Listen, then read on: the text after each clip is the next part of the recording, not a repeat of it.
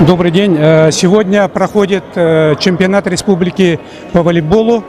Этот чемпионат сегодня особенный, потому что нынче отмечается 90 лет российского волейбола, поэтому мы считаем, что этот чемпионат юбилейный.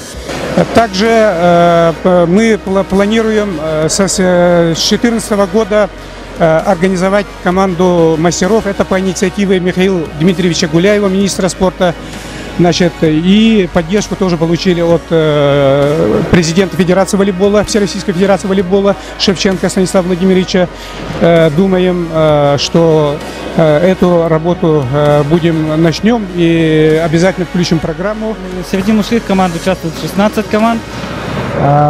Приехали с таких регионов, как Ленск, Мирный, Невенгрия, Алдан. Это самые крупные у нас города, считаются волейбольными городами.